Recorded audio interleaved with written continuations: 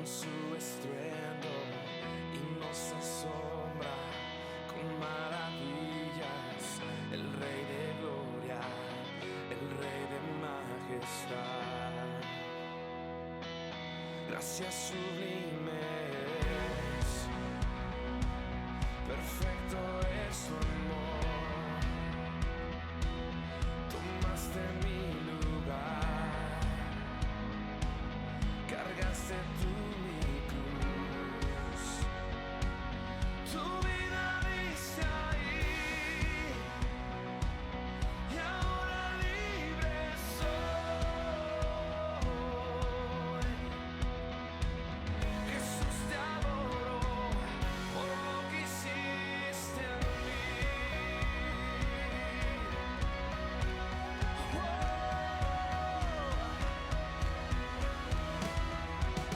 Pusiste en orden todo el caos, nos adoptaste como tus hijos, el Rey de gloria, el Rey de majestad.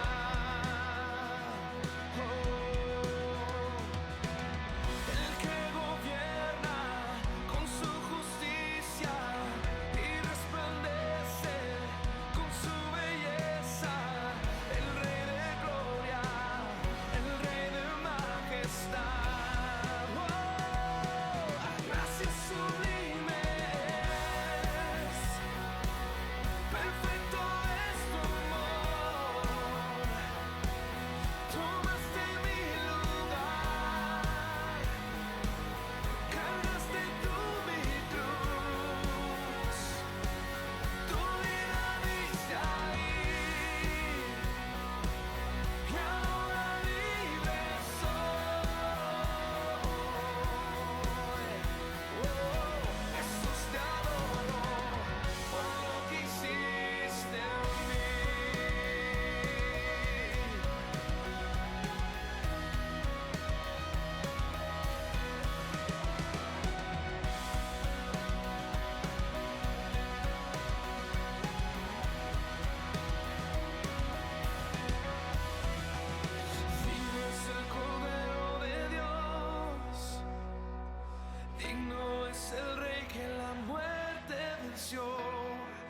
Digno es el Cordero de Dios, digno es el Rey que la muerte venció.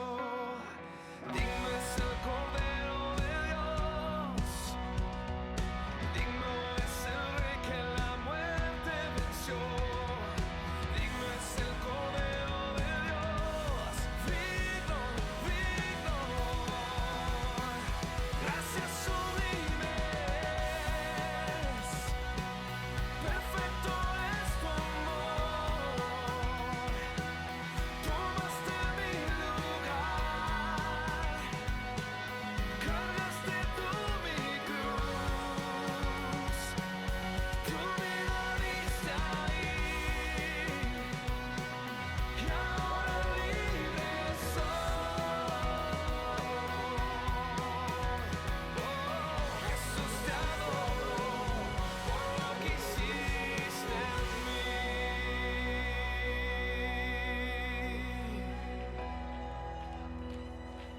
Gracias sublimes, perfecto es tu amor. Tomaste mi lugar,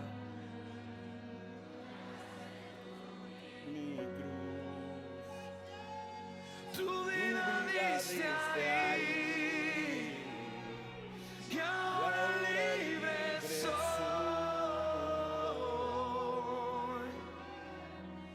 Jesús, te adoro por lo que hiciste en mí.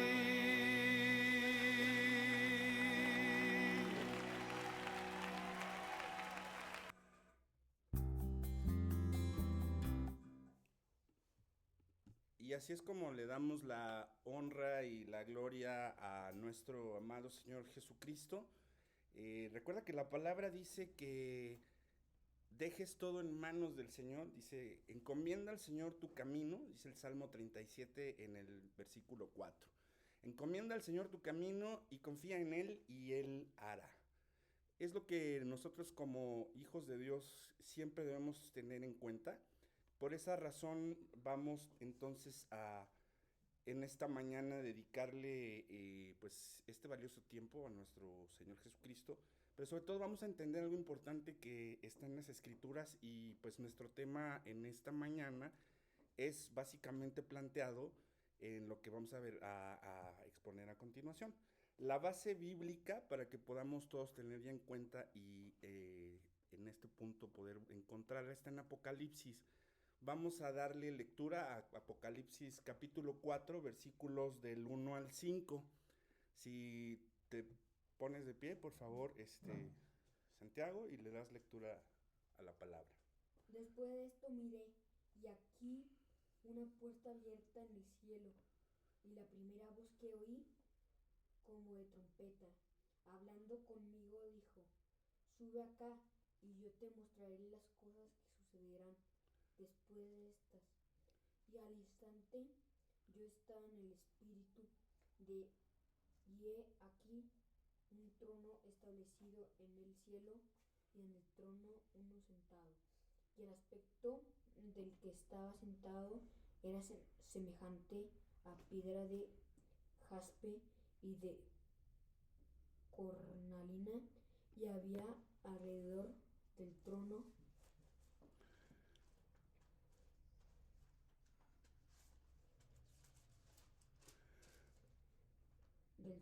un arco iris semejante en aspecto a la esmeralda, y alrededor del trono, gracias Santiago, puedes tomar asiento, había 24 tronos. Y vi sentados en los tronos a 24 ancianos vestidos de ropas blancas, con coronas de oro en sus cabezas, y del trono salían relámpagos y truenos y voces, y delante del trono ardían 7 lámparas de fuego, las cuales son los 7 espíritus de Dios. Gracias por la lectura, Santiago. Hay que practicar un poquito más para que pueda ser más fluido, por favor. Te agradecemos tanto que podamos entonces en este momento iniciar el mensaje de esta mañana. Amado hermano, amada hermana, el título de nuestro mensaje es La puerta abierta del cielo. Y vamos entonces, como debe ser, a desarrollar nuestro tema.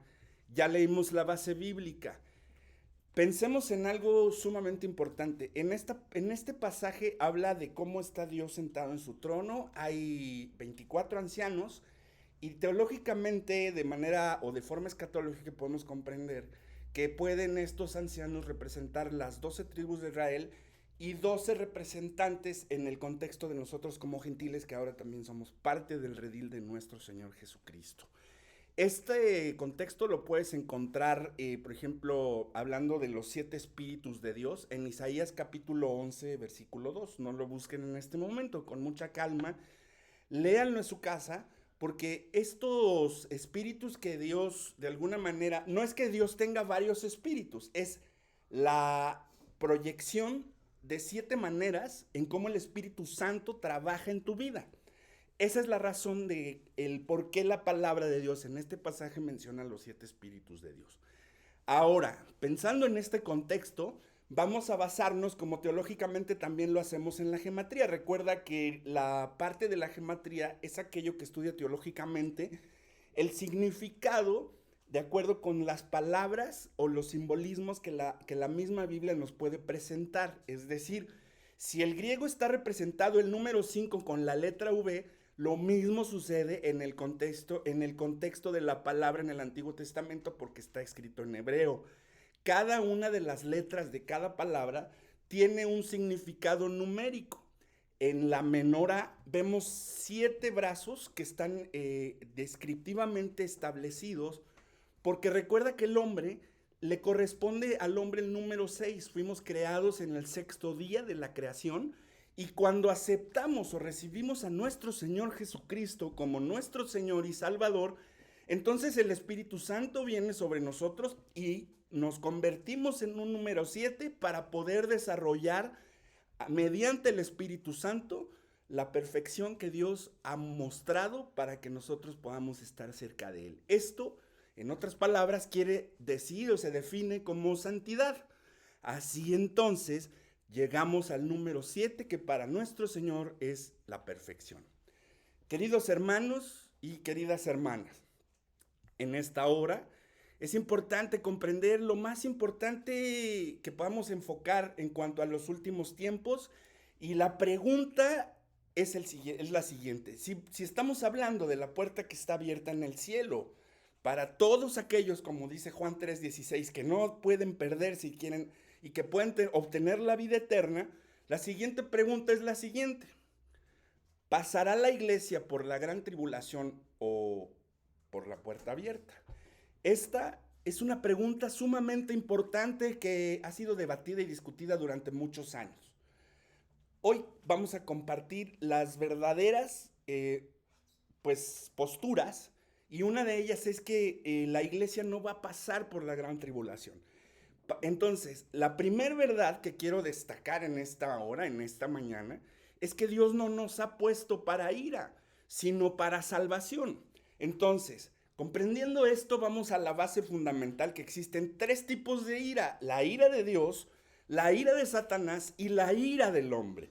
La iglesia siempre ha sufrido bajo la ira de Satanás y la ira del hombre, pero la ira de Dios es para los pecadores, no para los santos. La ira de Dios es contra sus enemigos, no para sus hijos. Vamos a ver qué es lo que dice la palabra entonces en el siguiente versículo. Abrimos nuestra Biblia en Apocalipsis capítulo 6, Apocalipsis del capítulo 6 al capítulo 18 nos habla acerca de que la tribulación, ¿sí?, es un tiempo de la gran ira de Dios, hasta el 16. Y dice la palabra que decían los montes y a las peñas: caed sobre nosotros, escondednos del rostro de aquel que está sentado sobre el trono y de la ira del Cordero. El 17 habla del por qué el gran día de su ira ha llegado y quién podrá sostenerse en pie. Esto lo encuentras en Apocalipsis 6, de los versículos 16 y 17. El siguiente pasaje habla de Apocalipsis 11, 18 y dice que se airaron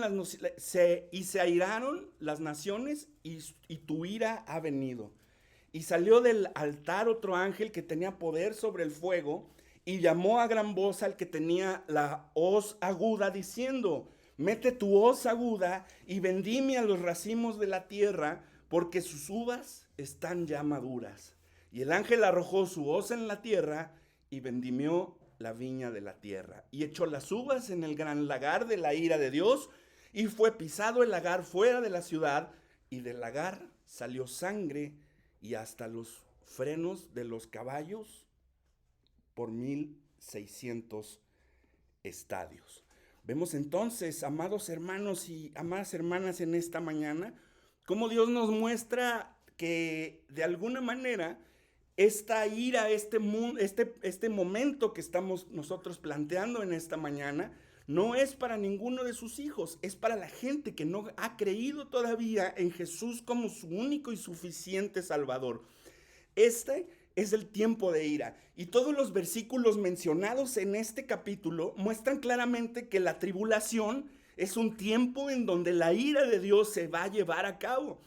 La tribulación de Apocalipsis del 6 al 18, como lo hemos visto, es bien importante comprenderla de manera adecuada, puesto que cuando el río Éufrates comienza a secarse, no quiere decir que inmediatamente ahí van a pasar los reyes del oriente para que la profecía que está descrita en esa parte de la palabra ya esté ocurriendo. Dice en Apocalipsis 15:1, por ejemplo: vi en el cielo otra señal grande y admirable, 7 ángeles que tenían las 7 plagas postreras, porque en ellas se consumaba la ira de Dios. Vemos cada uno de estos versículos nos puede mostrar la tribulación o la gran tribulación que el mundo va a vivir en este momento, cuando el hombre inicuo o de pecado ya se haya situado en el gobierno único mundial que está a punto de tomar fuerza. Los versículos anteriores entonces nos han mostrado esta parte, pero entonces, ¿qué es lo que Dios nos ha prometido? Dios nos ha prometido guardarnos de la ira, y existen distintos versículos en la palabra que debemos nosotros tener en cuenta para poder blandir la espada de manera correcta. Efesios capítulo 2, versículos del 3 al 6, Efesios capítulo 5, versículo 6 y Romanos capítulo 5, versículo 9 nos hace ver y nos da el énfasis de que la iglesia será librada de la futura ira de la tribulación en los juicios de Dios puestos sobre la tierra. Por ejemplo, vamos a ver ahora en el siguiente versículo qué es lo que nos puede explicar la palabra de Dios, y dice que y esperar de los cielos a su Hijo, el cual resucitó de los muertos, a Jesús, quien nos libra de la ira venidera. Y esto lo puedes encontrar en Primera de Tesalonicenses capítulo 1, versículo 10. Entonces, mis amados hermanos y mis amadas hermanas, comprendemos aquí en esta parte de la palabra que Dios nos ha dispuesto librarnos para este momento de gran ira. Vamos a ver qué es lo que dice la palabra en el siguiente versículo, que podemos comprender a mayor profundidad lo que nos dice Dios en esta mañana. Dice Primera de Tesalonicenses capítulo 5, versículos del 9 al 10. Porque Dios no nos ha puesto para ira, sino para alcanzar salvación por medio de nuestro Señor Jesucristo, quien murió por nosotros, para que, ya sea que velemos o que durmamos, vivamos juntamente con Él. En este punto comprendemos, amados hermanos y amadas hermanas, que no importa si ya has recibido a Jesús, no importa si ya te vas a morir porque tienes alguna enfermedad y los médicos te han dispuesto que ya no tienes ninguna solución. Mejor te es, amado hermano y amada hermana, llegar al cielo en este punto que quedarte, pasar la gran tribulación y todavía tener que arrastrar esas enfermedades que cargas en tu cuerpo. Por eso es necesario comprender que Dios nos va a librar de esta gran ira, así como lo dice Primera de Tesalonicenses. Entonces, ¿qué podemos comprender en este sentido? Que Dios nos va a librar de ese momento tan clave y tan trascendental para la vida. Dice Apocalipsis 3:10, ¿qué es lo que sucede? Recuerda que vimos en el mensaje a las 7 iglesias, a una de las iglesias se le da este mensaje y dice el Señor de esta manera: por cuanto has guardado la palabra de mi paciencia, yo también te guardaré de la hora de la prueba que ha de venir sobre el mundo entero para probar a los que moran sobre la tierra. Así que, amado hermano, como puedes darte cuenta, el tiempo en el que está dispuesto la gran ira de Dios para el mundo es el tiempo donde el anticristo ya tomó, como dijimos, la importancia en este mundo para gobernarlo. Y esto lo puedes encontrar, para definirlo completamente, y lo puedes estudiar a fondo en Primera y Segunda de los Tesalonicenses. Porque entonces, si Dios no nos ha puesto para ira, sino para alcanzar salvación por medio de nuestro Señor Jesucristo, quien murió por nosotros, quiere decir entonces que la segunda verdad es que Dios nos ha prometido guardarnos de su ira. La Escritura muestra que los creyentes son librados de la ira de Dios, pero algunos versículos parecieran hacer énfasis en que seremos librados de esta futura ira o de la gran tribulación. Debemos esperar la venida de Jesús. Él va a librarnos de esa ira venidera. Vamos a ver qué es lo que dice entonces el siguiente versículo, que dice en Juan capítulo 17, versículo 15. La palabra de Dios dice así, y es una oración que nuestro amado Señor Jesús está haciendo al Padre, y le dice: no ruego, Padre, que los quites del mundo, sino que los guardes del mal. Como podemos ver, amados hermanos, nuestro Señor Jesucristo ha dispuesto este punto para podernos librar de esta condición. La Biblia nos promete en Primera de Tesalonicenses capítulo 4, versículos del 16 al 17, la siguiente promesa. Vamos a ver qué es lo que Dios nos dice en este punto. Porque el Señor mismo, con voz de mando, con voz de arcángel y con trompeta de Dios, descenderá del cielo, y los muertos en Cristo resucitarán primero. Luego nosotros, los que vivimos, los que hayamos quedado, seremos arrebatados juntamente con ellos en las nubes para recibir al Señor en el aire, y así estaremos para siempre con Él. Comprendemos entonces que estamos ya hablando en este contexto del arrebatamiento, que en griego se denomina o se define como harpazo y habla de habla de sacar algo súbitamente. Entonces así comprendemos también que los que adoptan el punto de vista de la postribulación nos hacen recordar el pueblo de Israel ahí en Egipto, donde las plagas hirieron a los egipcios, pero no a los israelitas. ¿Acaso Dios permitió que los israelitas fueran protegidos de las plagas, pero asesinados por la mano de los egipcios? ¿Estamos de acuerdo que Dios es capaz de proteger a sus hijos en medio de las pruebas? Él es capaz de hacer más, es de eso y de más es la capacidad que tiene nuestro Dios Todopoderoso. Esto lo puedes pensar o lo puedes fundamentar con Efesios capítulo 3, versículo 20. Aunque vemos en el Antiguo Testamento que Él protegió a algunos en medio del horno ardiente, no se refiere a guardarnos en medio de la gran tribulación, sino a guardarnos de esa prueba. La palabra griega, como habíamos dicho, en este contexto es fuera de o de, apartado. Esta palabra parece indicar entonces un rapto. Juan pudo haber usado la palabra día, que significa a través de. Esto hubiera hecho muy claro que la iglesia debía pasar por la gran tribulación. Pero en cambio, al contrario de esto, él dijo que Dios nos guardaría de esta parte o nos guardaría fuera de esta tribulación. Esto es lo que vemos en Juan 17:15. Y en griego, fuera de, que se pronuncia ek, con e y con k, está hablando que es fuera del mundo. Entonces, si Dios prometió guardar a los creyentes ek, o sea, fuera de la gran tribulación. Así es como nosotros creemos que el Espíritu Santo guió a Juan en cada palabra que él escribió. Así es como nosotros creemos que Dios guardará a la iglesia de la gran tribulación y fuera de ella. Y así es como creemos que el rapto sucederá mucho tiempo antes de la gran tribulación, o por lo menos antes de que el hombre inicuo de pecado se manifieste.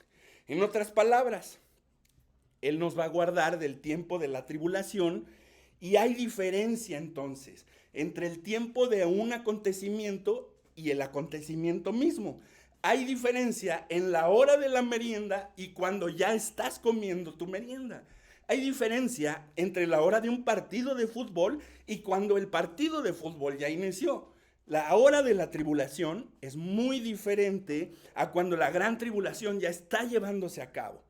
Los que seremos parte del rapto estaremos ya en el cielo cuando la gran tribulación ocurra en este mundo. No solo seremos guardados de la tribulación, sino también seremos guardados de la hora de la gran tribulación. La tercera verdad importante en este mensaje es que el tiempo del anticristo también es algo completamente base.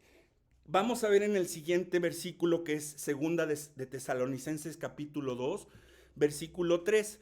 Y la palabra de Dios dice así: nadie os engañe en ninguna manera, porque no vendrá, ¿quién?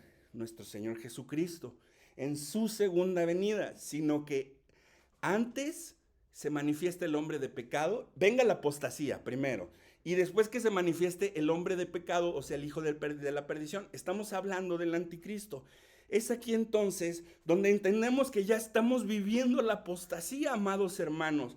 Cada doctrina errática y herética que vemos en internet nos puede mostrar que la apostasía está en su máximo esplendor en este momento, y por esa razón yo te exhorto, hermano y hermana, que en este momento estás viendo este video. Tenemos clase todos los días para poder evitar que venga cualquier persona a meter una doctrina que no está fundamentada en la palabra de Dios, y es por esa razón que existen tantas sectas hoy día que no le dan el lugar y la salvación a nuestro Señor Jesucristo, sino que lo bajan de donde debe estar, en su trono, para hacerlo muchas veces como cualquier hombre o como cualquier profeta, cuando la palabra de Dios dice que Dios lo exaltó hasta lo sumo y le dio un nombre que es sobre todo nombre. Vamos a ver qué es lo que nos dice Jeremías en el capítulo 30, versículos del 5 al 7, en el siguiente pasaje, para poder continuar el fundamento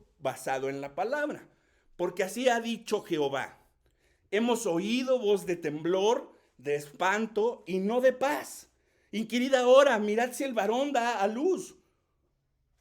Porque he visto que todo hombre tenía las manos sobre sus lomos, como mujer que está de parto, y se han vuelto pálidos todos los rostros. ¡Ah! ¡Cuán grande es aquel día! Tanto que no hay otro semejante a él. Tiempo de angustia para Jacob, pero de este día ella será librada. ¿Quién será ella de la que está hablando en este pasaje? La iglesia, hermanos. Es la iglesia de las que está hablando Jeremías. En la siguiente diapositiva vamos a encontrar 3 pasajes importantes para poder comprender mucho más a fondo lo que debemos entender. Y este es lo siguiente. En la palabra de Dios podemos encontrar estas, digamos, vamos a dividirlo en 4 etapas. La primera etapa es donde entendemos que en el Antiguo Testamento se llevó a cabo el antiguo pacto, que era sacrificar animalitos para poder cubrir los pecados de las personas a las que tú ibas y pedías que se sacrificara este tipo de animalitos y becerros con ciertas características específicas.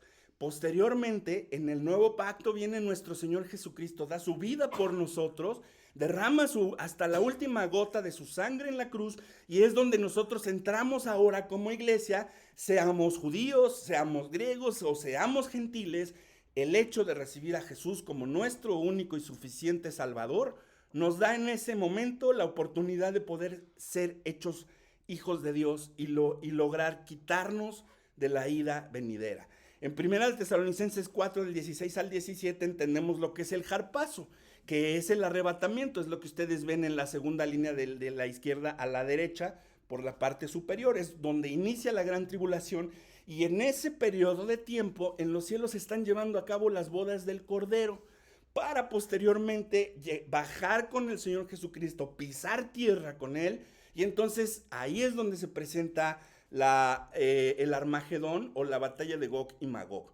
Y posteriormente entonces ya da paso a lo que es el milenio. Si tienen alguna duda o sugerencia con respecto a esta tabla, con mucho gusto posteriormente la vamos a compartir. Entonces comprendemos algo importante, amados hermanos y amadas hermanas. El Señor no retarda su promesa como algunos lo tienen como porque no piensan que Jesús no va a llegar pronto. ¿Cuántas veces se nos ha anunciado desde que Cristo venía y hemos visto uno y otro anticristo como Hitler y como estas personas incluso ahora aquí en la guerra que estamos viendo, donde se está librando esta batalla? Y comprendemos algo importante. Lo que la palabra dice en Mateo 24, que ya se está cumpliendo y estamos en principio de dolores, es precisamente lo que va a ocurrir y que vemos que en Daniel se le muestra para poder ver a futuro lo que va a suceder. Vamos a ver qué es lo que dice Daniel, Daniel,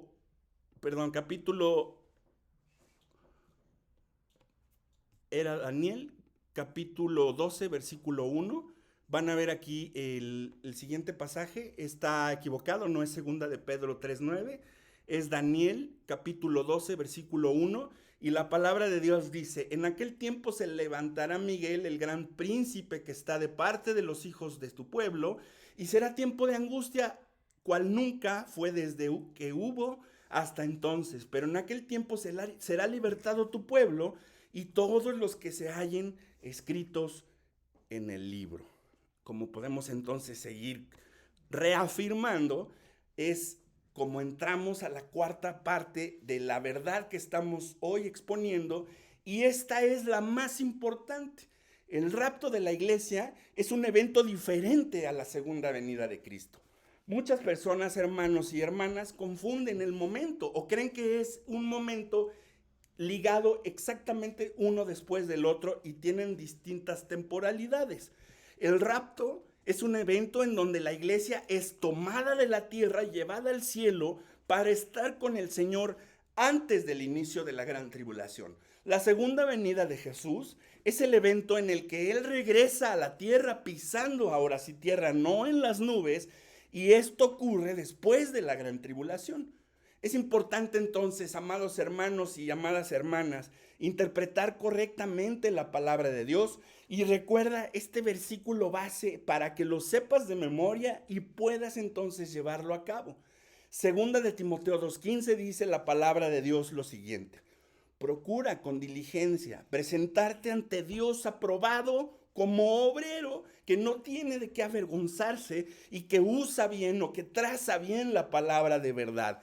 Así entonces debemos comprender que el contraste entre los versículos del rapto y de la segunda venida, ninguno parece que tienen ambos lados del diagrama. En el siguiente, digamos, en la siguiente presentación o en esta parte de lo que podemos exponer, tenemos 10 versículos del lado izquierdo que nos indican el momento del rapto, y tenemos 10 versículos del lado derecho que nos indican la segunda venida, para que podamos entender que son dos sucesos completamente diferentes. Puedes tomarle un screenshot, una foto a esta tabla, o también puedes solicitarla, con mucho gusto también te la podemos compartir. Es así como comprendemos que Jesús viene por sus santos en Primera de Tesalonicenses 4 del 16 al 17, mientras que la segunda venida está en Apocalipsis 19:8 y 19:14, así como en Zacarías 14 del 1 al 5. Esta tabla es muy importante que la puedas analizar, sacar tu Biblia y entonces poder comparar una versión con la otra de lo que te estoy hablando en este punto. La quinta verdad, amados hermanos y amadas hermanas, es que el rapto es un evento repentino e inesperado. Aquí es importante dar un énfasis bien importante. Cuando en el mundo la doctrina del arrebatamiento se da a conocer por el apóstol Pablo, no quiere decir que no hubo prototipos o ejemplos de raptos en el Antiguo Testamento. En el Nuevo Testamento a Pablo es al único que se le da a conocer esta doctrina.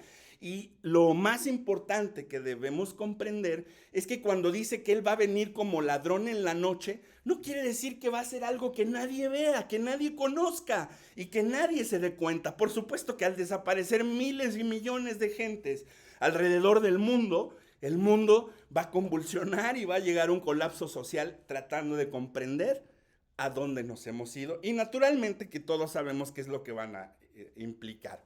Entonces, el rapto es un evento súbito que sucederá y que va a ser en ese momento sin que nadie se dé cuenta, pero todos lo vamos a saber.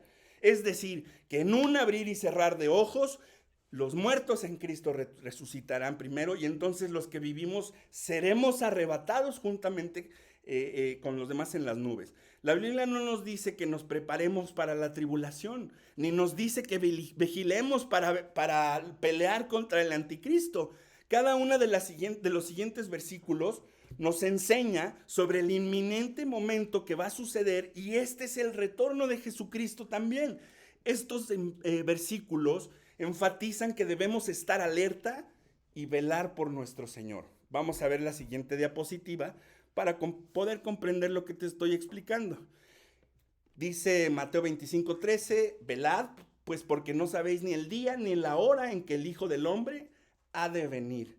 Ciertamente no conocemos ni el día ni la hora, pero podemos más o menos por la parábola de la higuera y por algunas cosas escatológicamente que estamos estudiando los días viernes, y puedes integrarte de manera gratuita en cualquier momento para poder conocer este tipo de profecías. En el siguiente punto vemos que en Marcos 13:37 dice que, y lo que vosotros digo, a todos se los digo, velad. Debemos estar pendientes, hermanos, debemos estar mostrando ese interés de que nuestro Señor Jesucristo nos encuentre en santidad. Velad pues en todo tiempo, orando que seáis tenidos por dignos de escapar de todas estas cosas que vendrán y de estar en pie delante del Hijo del Hombre. Lucas 21:35. Entonces, a la luz de este pasaje, ¿cómo puedo ser considerado digno para poder ser arrebatado? debes aceptar a Jesucristo como tu único y tu suficiente Salvador, debes arrepentirte de tus pecados y debes seguirle de ahora en adelante para poder ser parte de este glorioso momento. Así es, hermanos, hermanas, en esta hora comprendemos que pasando al siguiente punto, que es el número 6, el rapto es un evento de consuelo para la iglesia. El rapto es un evento que debe consolarnos en medio de tantas pruebas y de tantas tribulaciones que este mundo actualmente está dando. Sabemos que Jesús nos está esperando en el cielo y que estaremos con Él para siempre en toda la eternidad. Es así como debemos comprender que la tribulación traerá la muerte a millones de personas. Vamos a ver qué es lo que dice la palabra en la siguiente diapositiva. Y hacía que todos, pequeños y grandes, ricos y pobres, libres y esclavos, se les pusiese una marca en la mano derecha o en la frente, y que ninguno pudiese comprar ni vender, sino el que tuviese la marca o el nombre de la bestia, o el número de su nombre, es que ya sabemos que es el 666. Así sabemos entonces, amados hermanos, que cualquiera que se declare ser cristiano será víctima del anticristo. Será imposible comprar o vender sin la marca de la bestia. El transhumanismo ha logrado hoy un avance impresionante. Ya existen las máquinas y están produciéndolas en serie para poder colocar este famoso chip que ahora muestra que dará avances impresionantes tan solo en estos 3 años. Personajes como Stephen Hawking, personajes que no pueden moverse, las automatizaciones que vemos cada día que toman más fuerza con la inteligencia artificial en el mundo, son aquellas que nos pueden mostrar el camino que está por tomar el mundo en este momento. Incluso el cómo a través de un chip que ya está patentado y que ya han demostrado cómo los changuitos pueden con la vista mover un juego kinestésicamente. Vamos a entonces a entender algo importante. ¿Qué es lo que Satanás tiene o qué es lo que Satanás ha prometido desde el principio de los tiempos? Acuérdate que esta charla que tiene Satanás con la mujer y le dice, ¿qué es lo que te han dicho? Pues que la mujer le contesta que no pueden tomar del fruto que Dios ha prohibido que se tome. Y entonces el adversario utiliza esta estrategia que hasta el momento le sigue funcionando bastante bien, porque no ponemos los ojos en el autor y consumador de la fe, que es nuestro Señor Jesús. Y en este punto el adversario le dice a la mujer, sino que sabe Dios que el día que comáis de él, serán abiertos vuestros ojos y seréis como Dios, sabiendo el bien y el mal. El transhumanismo busca, hermano y hermana, hacer que podamos volver a caminar, que las personas que incluso no han podido ver en toda su vida puedan ver por primera vez a través de un chip colocado o en la cabeza, que puede ser desde la frente para colocar varios electrodos, y que tu cuerpo pueda a través de ciertos impulsos electromagnéticos recuperar incluso a veces la movilidad de las piernas que ya no encontraban cierto tipo de hombres. Es difícil pensar cómo los cristianos podrían sobrevivir a través de esos 7 años. Si he visto nada más en estos 3 o 4 de pandemia, como millones de gentes supuestamente cristianas alrededor del mundo han vivido cosas tan tremendas y situaciones tan difíciles, divorcios, mucho tipo de violencia en sus hogares. ¿Cómo entonces crees que un cristiano verdadero podría pasar la gran tribulación? La mayoría de los maestros que enseñan que el rapto es postribulación nos tratan de poner a un Dios que no es capaz de proteger a su pueblo de la ira misma que Él ha dispuesto para la gente que vive en pecado. Es así como podemos pasar a la siguiente diapositiva. Vamos a ver qué es lo que dice Apocalipsis capítulo 7, versículos del 9 al 10. Después de esto, miré, y he aquí una gran multitud, la cual nadie podía contar, de todas las naciones y tribus y pueblos y lenguas, que estaban delante del trono y en la presencia del Cordero, vestidos de ropas blancas y con palmas en las manos, y clamaban a gran voz diciendo: La salvación pertenece a nuestro Dios, que está sentado en el trono, y también pertenece al Cordero. Entonces, este es el punto en donde entendemos que debemos escudriñar las Escrituras. No basta con solo leerlas. Ahora hay que saber discernir en qué tiempo nos encontramos. Esta es una profecía puesta en un momento, y en otro momento suceden las cosas en la vida real. El enemigo va a tratar de confundirte a ti y aún a todos los escogidos. Doctrinas de demonios que están a la orden del día. ¿Y cómo crees entonces que se manifiesta la apostasía? ¿Afuera de las iglesias, donde nadie toca este tipo de temas? No, él busca a través de sus adeptos modificar la materia, modificar la energía y modificar también tus pensamientos. Es cuando permite que otras personas, en lugar de escuchar el Espíritu Santo y escudriñar la palabra, comienzan diciendo: el Señor me ha mostrado en un sueño que va a haber guerras y rumores de guerra. Mi hermano, Mateo 24 te lo dice, Apocalipsis te lo dice también. No debemos dejarnos llevar por estos falsos profetas que están tratando de tergiversar la palabra de Dios, porque están siendo usados por estos demonios para que el pueblo de Dios sea confundido. Esta es la apostasía que estamos viviendo. Entonces no hay razón para decir que los que morirán en la gran tribulación debemos velar, esperando que Jesús, después de la tribulación, ¿sí?, donde los muertos no pueden velar. Si la iglesia fuera asesinada durante la tribulación, Dios le habría dicho al mundo que se preparara para morir. Pero la Escritura no nos advierte que nos preparemos para que el anticristo nos asesine a todos. Esta parte nos dice que velemos esperando a Jesús, su regreso en las nubes para poder arrebatarnos. Diapositiva 19 nos va a explicar lo siguiente. Vamos a ver qué es lo que dice la palabra de Dios en 2 de Tesalonicenses capítulo 2, versículos del 1 al 3. Pero con respecto a la venida de nuestro Señor Jesucristo y nuestra reunión con Él, vemos que hay una coma y hay una conjunción, dándonos a entender que son dos eventos distintos. Os rogamos, hermanos, que no os dejéis mover fácilmente de vuestro modo de pensar, ni os conturbéis, ni por espíritu, ni por palabra, ni por carta como si fuera nuestra, en el sentido de que el día del Señor está cerca. Nadie os engañe en ninguna manera, porque no vendrá sin que antes venga la apostasía y se manifieste el hombre de pecado y el hijo de perdición. Así entonces, comprendemos algo importante. En primer lugar, ¿sí?, Jesús no vendrá para juntar a los creyentes antes de la tribulación, según Tesalonicenses 2:1.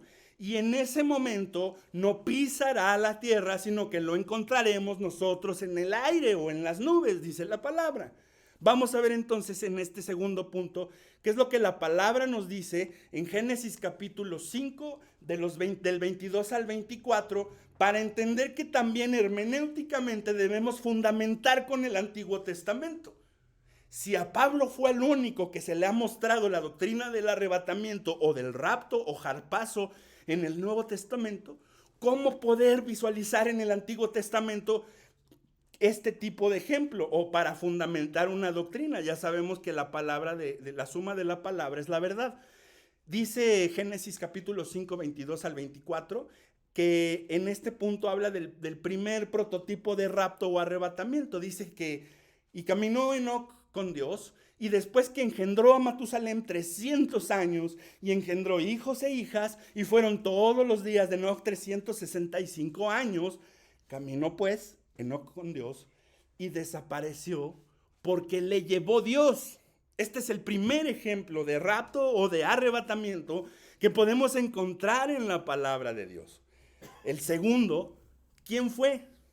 Vamos a ver qué es lo que la palabra de Dios nos muestra en 2 de Reyes, capítulo 2, versículo 11.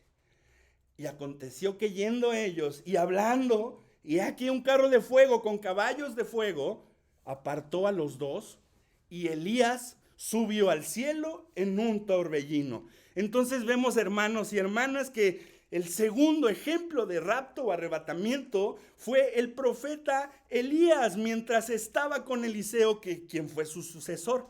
Recordemos que Elías fue uno de los grandes profetas de Dios en el Antiguo Testamento. A Elías le tocó actuar en uno de los momentos o los periodos más oscuros del pueblo de Israel.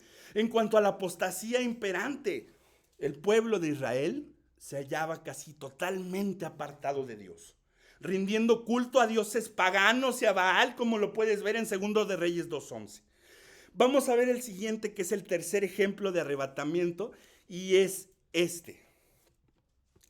Y ella dio a luz un hijo varón que regirá con vara de hierro a todas las naciones. Voy a hacer una pausa en este punto para hacer un gran énfasis. La palabra de Dios, y específicamente en las profecías, podemos encontrar momentos donde habla de un punto y quizá nada más por una breve coma, habla de un punto que va a ocurrir más de 2000 años después. Cuando dice que ella dio a luz un hijo varón, está hablando de la Virgen María dando a luz a nuestro Señor Jesucristo, quien después de 2000 años, más allá de 2000 años, regirá con vara de hierro a todas las naciones. Estamos hablando del milenio. Y que su hijo fue arrebatado para Dios y para su trono. Esto quiere decir entonces que es el tercer personaje, que es nuestro Señor Jesucristo. Y acuérdate muy bien, es muy importante en la gematría el número de situaciones o de veces que nos presentan cierto tipo de acontecimientos para poder comprender lo que Dios quiere decirnos a través de ciertos sucesos, de ciertas fechas, de ciertos números planteados en la palabra de Dios. No en la numerología que te hacen creer estos adeptos de la Cabala, por ejemplo. En Hechos capítulo 1, versículos del 8 al 9, vamos a descubrir entonces cómo fue que nuestro Señor Jesucristo fue arrebatado. Recuerda que en este punto dice la palabra que Él está explicando que vamos a recibir poder cuando haya venido sobre nosotros el Espíritu Santo y le vamos a ser testigos en Jerusalén, en Judea, en Samaria y hasta lo último de la tierra. Y habiendo dicho estas cosas, viéndolo ellos, los discípulos que estaban ahí, fue alzado y le recibió una nube que le ocultó de sus ojos. Es así entonces como comprendemos que tenemos varios prototipos de arrebatamiento. ¿Cuál fue el cuarto prototipo de arrebatamiento? Vamos entonces a buscar ahora en Hechos capítulo 8, versículo 39. Recuerda que a Felipe le es arrebatado y le es dicho que tiene que ir a predicarle el evangelio y bautizar en un etíope. Dice la palabra de Dios en Hechos 8:39. Cuando subieron del agua, el Espíritu del Señor arrebató a Felipe, harpazo, aquí está en griego, y también tenemos la versión en griego de la Biblia, el Nuevo Testamento, para quienes necesiten estudiarla. Entonces, y el eunuco ahí no le vio más y siguió su camino gozoso. Está hablando del eunuco. Entonces vemos aquí otro prototipo de lo que es el arrebatamiento con Felipe. Así entonces fue como en Hechos 8:39, cuando subieron del agua, el Espíritu del Señor arrebató a Felipe y el eunuco no le vio más. Vamos a ver ahora el quinto ejemplo que está descrito en la palabra para ver el prototipo del arrebatamiento que se muestra en 2 de Corintios capítulo 12, versículos del 2 al 4. Conozco a un hombre en Cristo que hace 14 años, si en el cuerpo no lo sé, si fuera del cuerpo no lo sé, Dios lo sabe. Fue arrebatado hasta el tercer cielo, y conozco al tal hombre que si es en el cuerpo o fuera del cuerpo no lo sé, pues Dios lo sabe, que fue arrebatado, que fue tomado súbitamente, que fue harpazo, diría la palabra en griego, al paraíso, donde oyó palabras inefables que no le es dado expresar al hombre. El apóstol Pablo es arrebatado en espíritu para ser tomado en espíritu y llegar al tercer cielo. ¿Por qué en espíritu? Recuerda que ni la sangre ni la carne pueden heredar el reino de Dios. Por tal motivo, ya no necesitas estar correteando para buscar un cuerpo sano. Dios lo va a glorificar y lo va a modificar cuando Jesucristo venga en el arrebatamiento. Vamos a adquirir un cuerpo glorioso como el de nuestro Señor Jesucristo.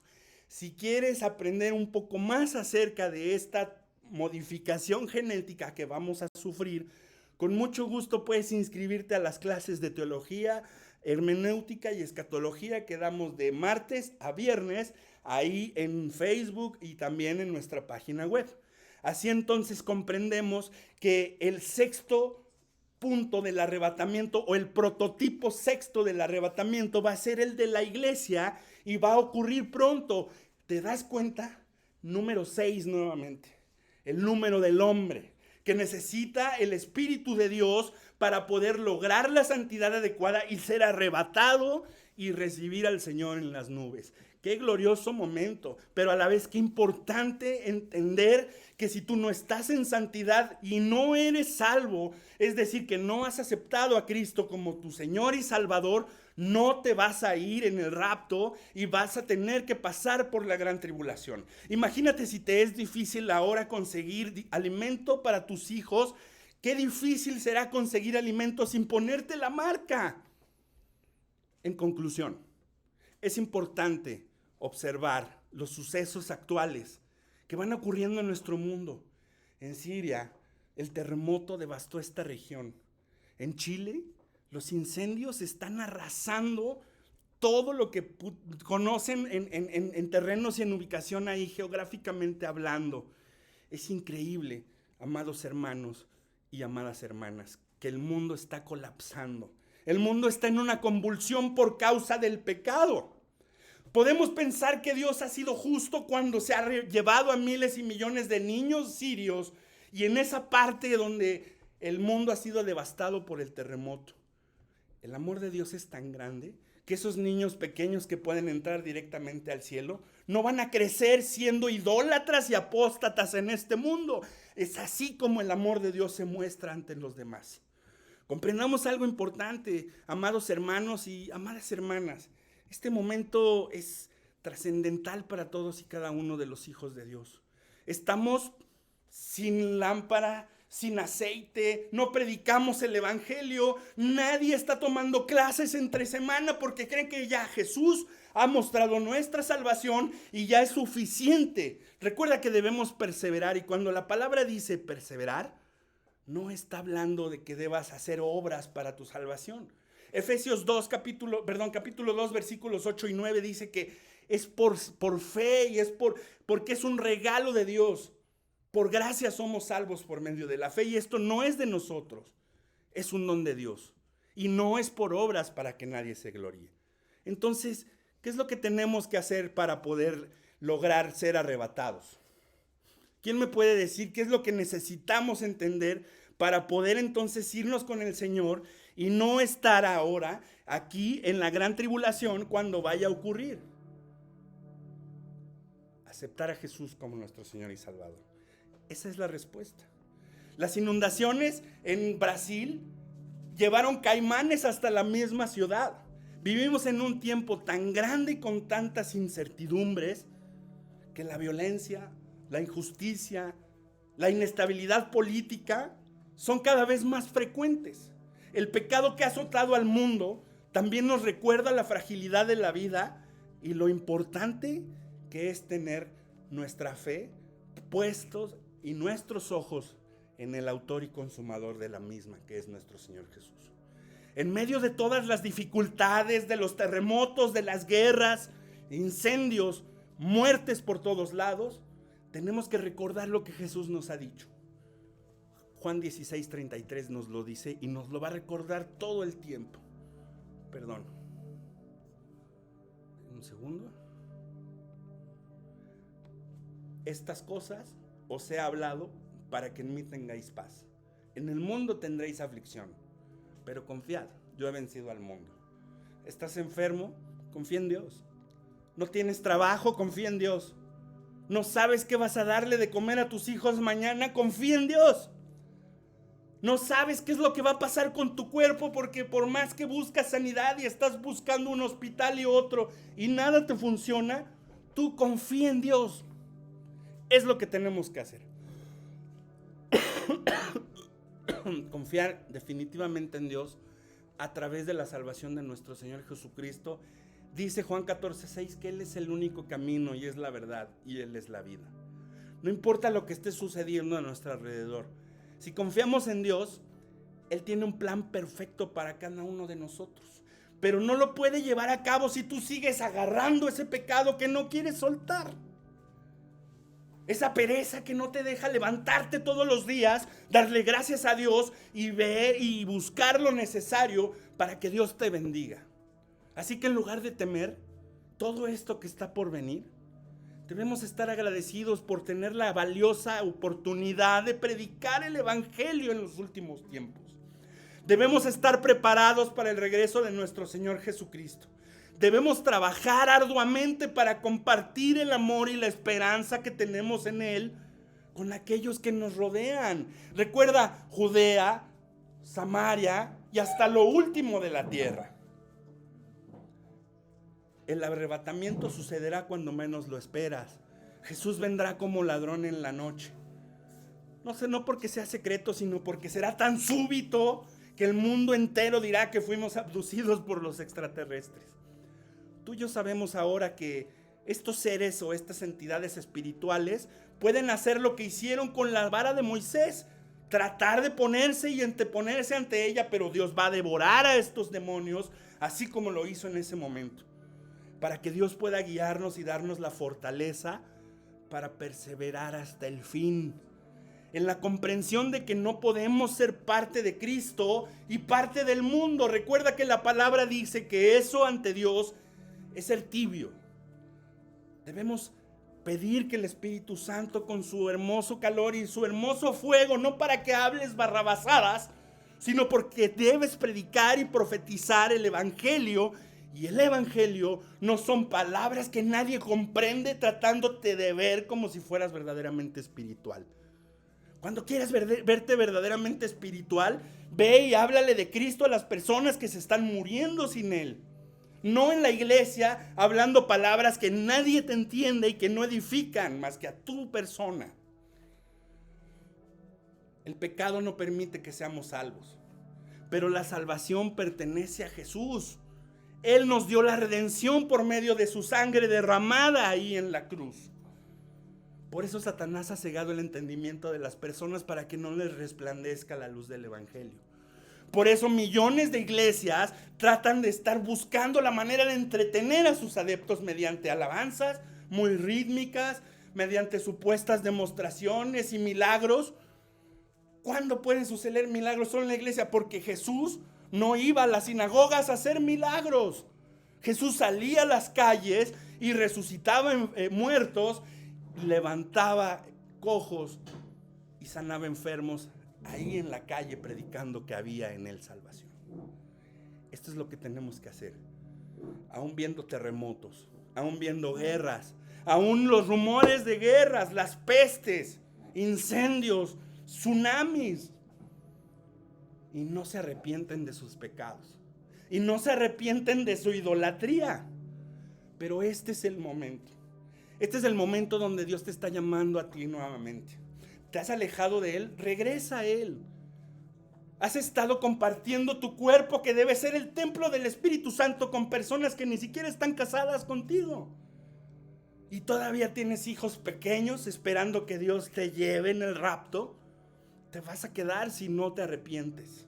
Si sigues acostándote con tu secretaria, te vas a quedar porque no te arrepientes. Si sigues mintiéndole a tu familia, te vas a quedar porque no te arrepientes. Este es el momento en donde Dios te está llamando a ti y a todos y cada uno de nosotros. Si tú en este punto has comprendido que no quieres vivir la gran tribulación, la única manera en la que puedes ser salvo de esta es aceptando a Jesús como tu Señor y Salvador. Oremos. Bendito Padre Celestial, en este momento, Señor, te damos infinitas gracias porque nos has dado la bendición de recibir este mensaje, Padre, entendiendo que tú pronto vienes por nosotros, Dios. Gracias, Señor Jesús, porque en tu amor y misericordia nos has puesto tantos versículos, tanto fundamento en tu palabra para hacernos comprender que no vamos a pasar la gran tribulación. Pero eso no quiere decir, Señor, que debemos dormirnos y que debemos dejar de tener el aceite adecuado en nuestra lámpara, que debemos apagarlo, debemos ponerlo abajo de la mesa. Te pedimos perdón, Señor, hemos hecho mal hasta este momento todo ello. Te pedimos que nos des la fortaleza suficiente para predicar tu evangelio y decirle a las personas, no en un contexto amarillista, sino en un contexto de amor y de salvación que solamente tú en tu palabra y a través de la cruz nos has mostrado para poder redimirnos con tu preciosa sangre. Te pedimos, Señor, que con esa misma sangre nos puedas limpiar a profundidad. Queremos lavar nuestras ropas, Señor, como hemos aprendido el día de hoy, que estar lavando constantemente nuestras ropas en tu sangre es como podemos mantener nuestra santidad como tú lo has demandado. Te pedimos perdón, Señor, porque no nos reunimos en la semana para aprender de tu palabra. Esperamos ahí sentaditos a que nos sirvan como si estuviéramos en un restaurante. Cuando tú nos diste el mejor y el más valioso ejemplo, que saliste de lo más cómodo que pudo haber sido en ese momento tu estadía aquí en esta tierra y no tenías ni siquiera dónde recostar tu cabeza. Perdónanos, Señor, porque como pastores y como obreros a veces pedimos las perlas de la Virgen para ir a predicar a cualquier parte, cuando deberíamos nosotros tener el corazón dispuesto para poderlo hacer. Perdónanos, Señor, porque no hemos podido abrir nuestra boca ni siquiera esta semana para pedirte que nos ayudes y que nos des lo suficiente, Señor. Quita nuestra soberbia del corazón. Quita todas las entidades demoníacas que no nos permiten trabajar y avanzar en tu obra, Señor. En el poderoso nombre de Jesús te pedimos esto. Y si en este momento tú que has escuchado este mensaje llegaste hasta aquí y no entiendes entonces cómo Dios puede salvarte de este mundo, esta es tu oración. Señor Jesús, en este momento, en esta hora, te pido, Padre bendito, que me perdones de mis pecados. Tú viniste a morir por mí y por todos nosotros en esa cruz y derramaste hasta la última gota de tu preciosa sangre para poderme limpiar y expiar mis pecados, y en este momento te los presento ante ti. He robado, he violado, he matado, he sido de lo peor en este mundo, Señor. Te pido perdón, Padre. Solamente tú puedes cambiar mi vida y puedes librarme de tu ira venidera. El pecado ha convulsionado al mundo y tu misericordia es tal que tú estás esperando a que todos procedamos al arrepentimiento. Por esa razón, Señor, en este momento te pido que me perdones todos mis pecados, que me limpies con tu preciosa sangre y que tu Espíritu Santo pueda venir sobre mí y hacerme recordar todas las cosas que he de recordar. En el precioso nombre de nuestro Señor Jesús. Amén. Muy bien, amados hermanos y amadas hermanas, hemos llegado entonces al final de nuestro servicio en esta hora, así que los voy a dejar con una alabanza. Déjenme ver si la encuentro, está muy bonita.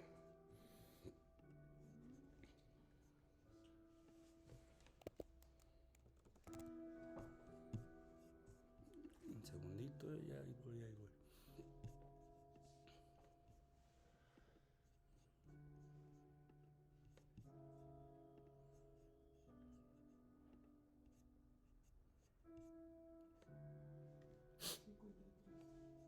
Gracias.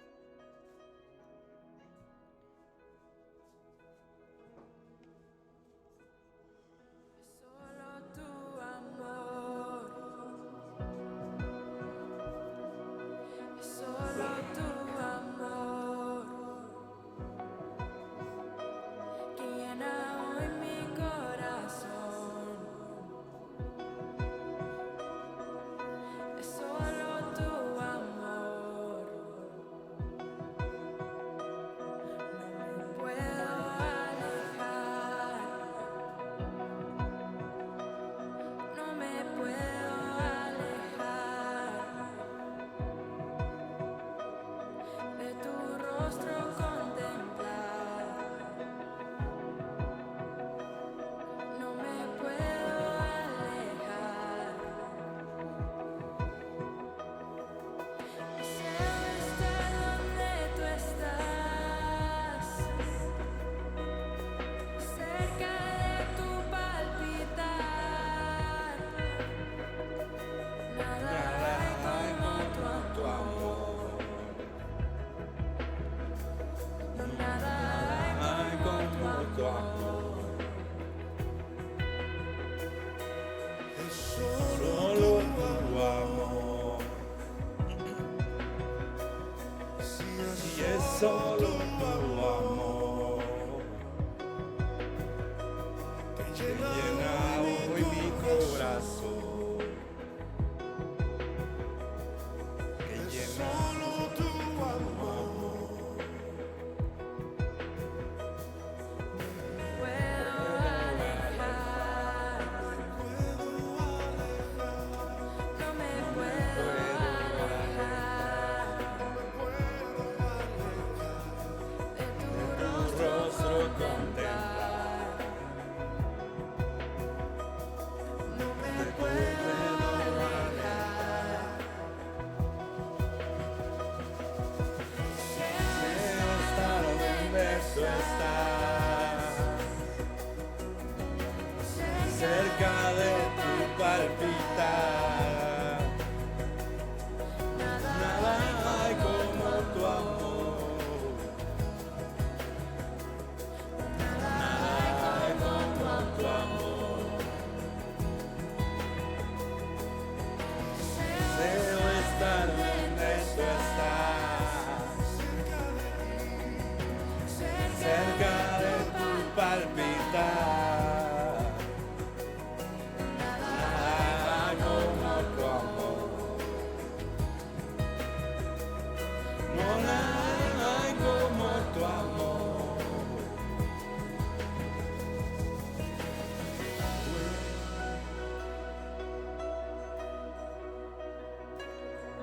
Tú eres santo, Jesús.